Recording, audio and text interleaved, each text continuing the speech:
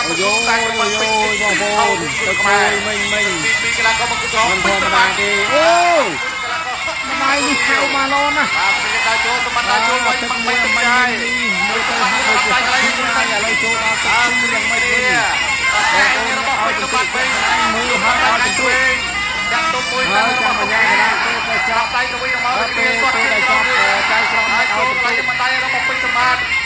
សុខទីជង្គង់តែអត់ដល់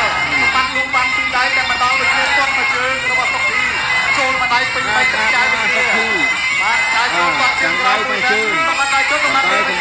ចាយរបស់សុខទីក្តាប់ដៃរបស់សុខទីមកបាទសម្បត្តិដៃចូលលូកក្តាប់ដៃពេញរបស់សុខទីអាយ៉ាចូលកន្លែងនេះអាយោកាយលឿនមែនទែនរបស់សុខទីសម្រេចបានការមួយពេញសម្បត្តិដៃចូលគាត់ជើងក្រោយមួយទៅសុខទីមួយទៅចាក់ទុកគាត់ជើងឆ្វេងមួយរបស់សុខទីសម្បត្តិដៃចូលសម្បត្តិអាមេមួយសម្បត្តិដៃចូលលោកគ្រូមកសម្រឿនសម្លឹងទៅលើកីឡាករទាំងពីរអត់ប្រព្រឹត្តគ្នាទេសម្រាប់ធ្វើការលុកកន្លែងខាងស្ដាំលុកតងទៅវិញខាងឆ្វេងដូចគ្នាបាទដៃចូលដាក់ដៃរបស់ពេជ្រសម្បត្តិការតាំងខំដៃចូលលុកមកដៃខាងឆ្វេងបាត់ជើងក្រោមមួយរបស់សុខទីដាក់ជើងគាត់កន្លែងនេះអូយលោកគ្រូប្រាប់ឲ្យថាកុំតោងណាហើយមកជើងកន្លែងនេះមិនបាច់ទឹកចាយទៀតបាទសុខទីគាត់មកជើងមិនដៃចូលរបស់ពេជ្រសម្បត្តិដៃចូលមួយដៃមួយសិនចាប់ជាប់ចាញ់គុំរបស់ពេជ្រសម្បត្តិសុខទីដើម្បីបានខាងទីដៃគាត់មកជើងទៀតកន្លែងនេះអត់អីទេដៃចូលនៅតែដៃចូលគេថាប៉ះបងប្អូនគឺបានបញ្ចប់ហើយបងប្អូនទីមក្រុមគឺបានស្អាតហើយគឺដល់បច្ចុប្បន្ន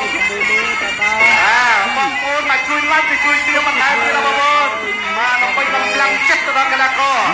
ព្យាយាមចាច់ទៅរបស់សម្បត្តិសុខទីចូលដល់ខែរបស់សុខទី